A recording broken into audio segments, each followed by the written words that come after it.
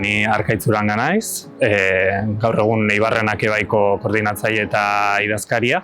Eta azken hilabete hauetan aritu gara buru belarri 2025 arte indarrean egondan Euskaran plan estrategikoan balorazio eta diagnostiko prozesuakin. 2016an indarrean jarri zen eta 25 arte eduki du indarraldia. Eta 25akin amaitzea batera amaitu da plan honen agintaldia nolabait esatearren. Eta aurrera begira jarraitzeko eta plan estrategiko berri bat diseinatzeko iruditzen zitzaigun ezinbestekoa dezala herritarren eta beste hainbat alderdi eta aspektun iritziak eta pertzepzioak entzutia, guk geuk ere jakiteko ze abiapuntu dakagun plan berri hontarako. Bere momentuan zehaztu zen, haur eta gazteen eremua nolabait arnasgunetzea edo Euskaran babesgune bilakatzea hori izan zen jomuga nagusia edo, baina zeharkako beste helburu batzuk ere zehaztu zian. Euskara eta euskalgintzako diskurtsoa berritzea, hiztunak alduntzea eta beste horren beste, baina lerroburu edo helburu orokor hori izan zen, haur eta gazteen eremua arnasgunetzea.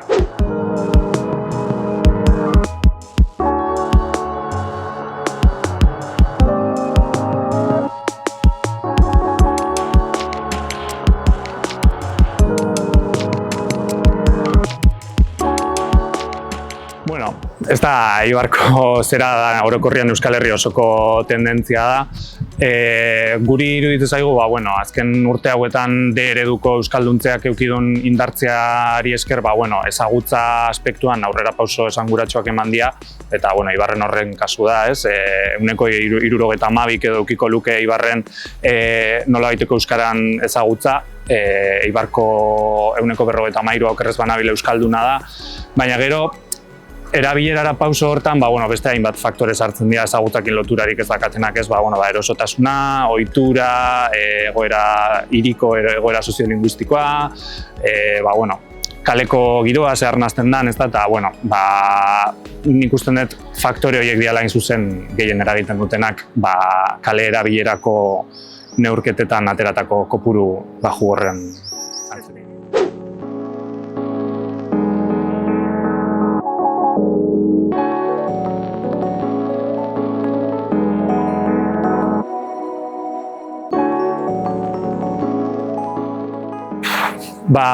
Nik usten dut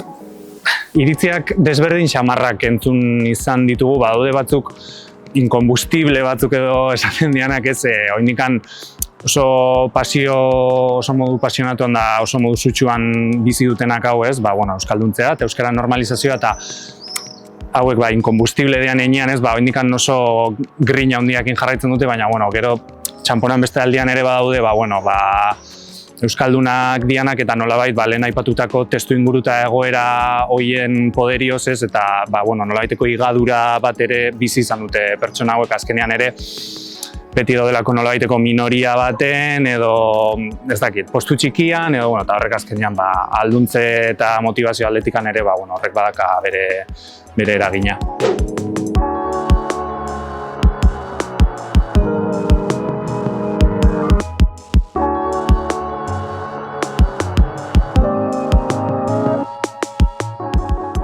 Nik uste dut txostenak argi eta garbi erakusten duala ez, nun dauden herrian eta baita ere udalangile eta politikoen kezkak edo ardurak ez da. Nik uste dut aurreko plan hontan intzala esfortzu handi bat aurre eta neraben inguru hori euskalduntzeko, baina askotan era ere iritsi ezin zeran enean, igual azken urte hauetan geratu dira nolabait umezurtzago edo beste hainbat alderdi, ez? Aipatzen dira kirola, hemen Eibarren kirolak jende asko biltzen du, aisialdia, kultura, azkenean euskara ez dalako ikasgelan barruan geratzen den zerbait edo lan esparruan geratzen den zerbait gure eguneroko bizitzako adar eta esparru guztietan topatu beharko genuken zerbait da eta zoritxarrez gaur egun zaintza aktibo eta jarraikortasun batekin egindako ekintza plan batzuk ez badia aurrera eramaten, hori ez da bermatuta, euskaran presentzia hori ez da bermatuta geratzen.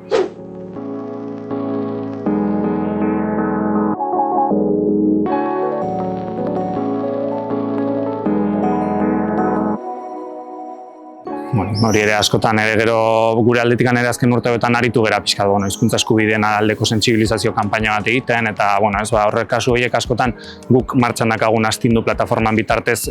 zeratu jaso izan ditugu, adibidez hau kasu hau nun ezagutzen, baina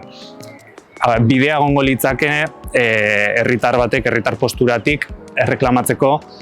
bera eskubidea dagoela eta eskubidea ez ezik bete beharra dakatela zera hauek, elkarte eta hauek,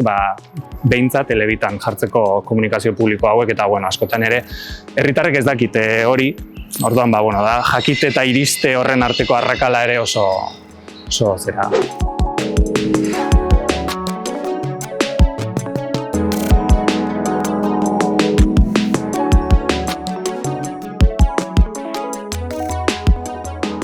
Nik uste dut imela esfortzu aktibo bat, ariketa kontziente bat eta esplizitatu, askotan ere hizkuntza ohituren inguruan hitz egiten dugunean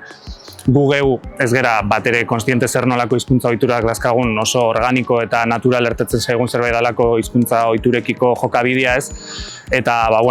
Eibarrek bezalako egoera soziolinguistikoa dakaten hirian, nolabait esatearren hiztun askon eta askon joera da, beti ere euskaldunen, makurtze aldera edo ertzean geratze hortara, orduan zuk aipatzen zuen adibide hortan pertsona bakar batek eragiten du talde oso batek erdaraz egitea, kasu horietan imarko litzake norberak bere buruan gaineko hausnarketatxo bat eta esan bost gaude, lauk badakigu euskeraz, batek ez, esplizitatuko dugu eta esango dugu gu lauron artean euskera zingo dugu, pertsona honi eskainiko dugu bide laguntza bat, elkarrizketa jarraitzeko edo danadalakoa jarraitzeko. Baina, beti ere eskatzen du esfortzu aktibo bat, esplizitatze bat, elkarrizketa bat horren inguruan eta askotan igual ez da erosoena edo zaigu gustatzen horren implizituak dian gauzen inguruan hitz egitea, hor zailtasuna.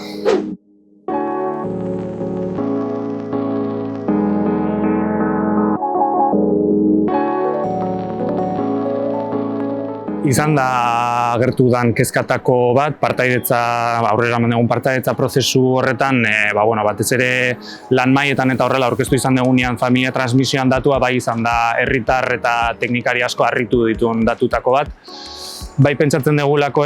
pixkat lehen esaten duenakin lotuta, hizkuntza nolabait bermatutzat, hizkuntza transmisioa edo hizkuntzan ikaskuntza, euskaran ikaskuntza bermatutzat dagoela jotzen dugu askotan, D eredua zabalki dalako nagusia Eibarrenez, baina gero, esan duguna, hizkuntza ez da eskolako edo udalekutako edo esparru zehatz batzuetako kontua, etxean, norberan espazio seguruan eta norberan toki hortan hor ere bermatuta egon behar da eta familiak askotan nolabait esatearren erantzukizun hori kanpora edo eramaten dute eta gero geratzen da islatuta transmisio datuetan.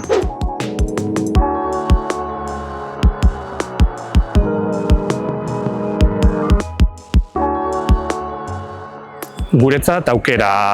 da, paregabeko aukera eta desde luego indarrasko jarri behar dan esparru bat da, euskera integrazio tresna bilakatu dadin, integrazio tresna integral da, nolabait esatearren, hasiera eta amaiera integrazio prozesuan hasieratik presentzia edukiko duna eta amaieran nolabait finkatuko dana, ezta? Pertsona hauek azkenean etortzen, Euskal Herritik kanpotik datozen pertsona hauentzako askotan igual askok ez dute ezagutu ere egiten hizkuntza eta bertara iristen dienean topatzen dute, beste hizkuntza bat, guztiz desberdina lehen buruan eduki altzen duenetik eta horrek askotan eskemak puskatzen ditu, orduan nik uste dut gure edo zera hontan lan hontan gabizanon zera bat dela nolabait estrukturalki eraikitzea sistema bat nun bermatuta egongo dan euskaran transmisio ezagutza bide laguntza hori. Orduan txostenean bertan ere aipatzen da beharra dagoela, egiturazko zera baten bitartez txertatzeko hori sekulako lana izango da, baina behintzat nahi eta beharra dagoela argi dago eta hori ondo islatzen du txostenak.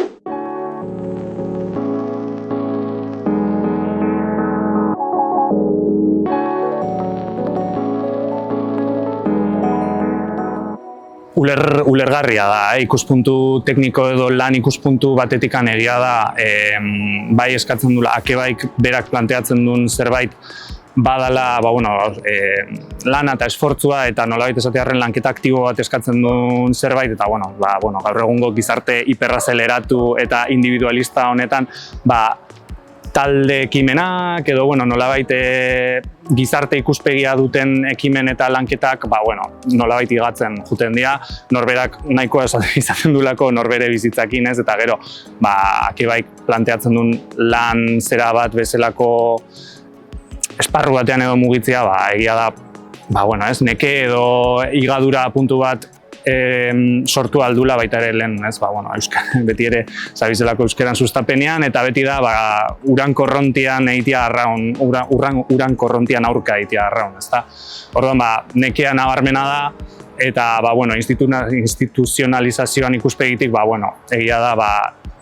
nolabait lan edo profesionalizazioan bitartez bakarrik ikusi dugula mantendu aldala Akebain beran planteamendua pena da, baina era berean ulergarria.